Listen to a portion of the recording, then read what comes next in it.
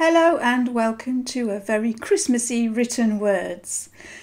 Today we're going to read a very well known and very well loved poem that many people read at this time of year. The poem is called A Visit from St. Nicholas and it's by Clement Clarke Moore, an American poet in the 19th century.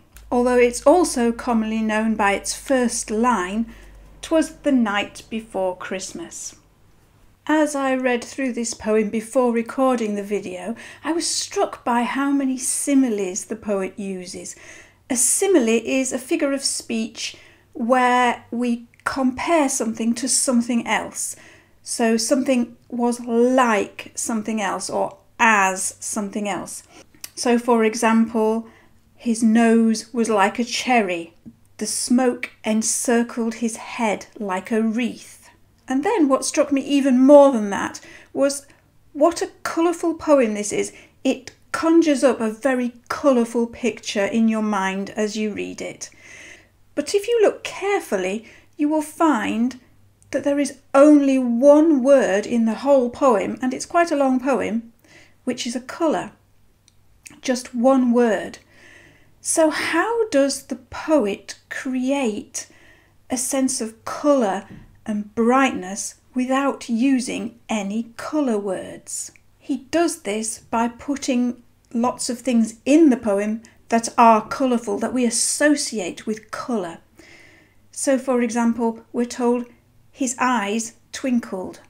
We don't know what colour the eyes were, but we know they twinkled, they were full of light, and so they must have been full of colour. We're told his cheeks were like roses. Presumably the poet had in mind red or pink roses, not the yellow or the blue ones that sometimes are found. When he laughed, his belly shook like a bowl of jelly. Jelly is a food that's brightly coloured. So the poet sprinkles his poem with lots of brightly coloured things that conjure up a very brightly coloured picture in our imagination without using any actual colour words, apart from the one. See if you can hear that one as we read the poem now.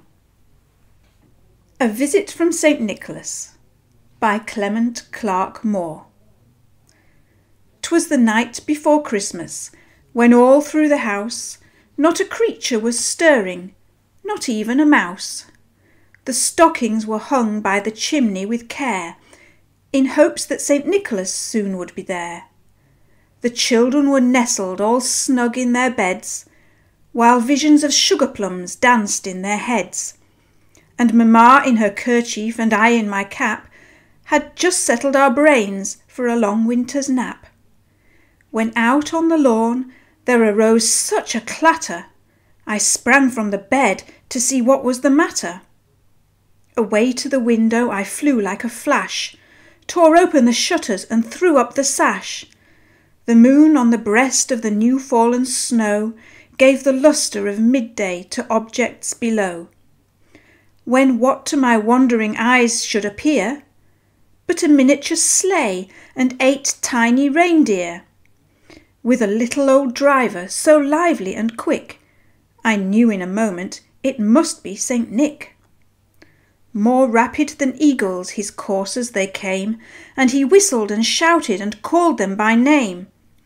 Now Dasher, now Dancer, now Prancer and Vixen, on Comet, on Cupid, on Donner and Blitzen. To the top of the porch, to the top of the wall, now dash away, dash away, dash away all. As dry leaves before the wild hurricane fly, when they meet with an obstacle mount to the sky, so up to the housetop the coursers they flew, with the sleigh full of toys, and St. Nicholas too. And then in a twinkling I heard on the roof the prancing and pawing of each little hoof. As I drew in my head and was turning around, down the chimney St. Nicholas came with a bound. He was dressed all in fur from his head to his foot, and his clothes were all tarnished with ashes and soot. A bundle of toys was flung on his back, and he looked like a peddler just opening his pack. His eyes, how they twinkled, his dimples, how merry! His cheeks were like roses, his nose like a cherry. His droll little mouth was drawn up like a bow, and the beard of his chin was as white as the snow. The stump of a pipe he held tight in his teeth, and the smoke it encircled his head like a wreath. He had a broad face and a round little belly that shook when he laughed like a bowl full of jelly. He was chubby and plump, a right jolly old elf, and I laughed when I saw him in spite of myself. A wink of his eye and a twist of his head soon gave me to know I had nothing to dread. He spoke not a word, but went straight to his work, and filled all the stockings, then turned with a jerk, and laying his finger aside of his nose, and giving a nod, up the chimney he rose. He sprung to his sleigh, to his team gave a whistle, and away they all flew like the down of a thistle. But I heard him exclaim ere he drove out of sight, "Happy Christmas to all, and to all a good night." Did you spot the one colour word in there? His beard was as white as snow. So I hope that now your mind is filled with a very colourful, happy, Christmassy scene. And from here at Written Words, a happy Christmas to all, and to all a good night.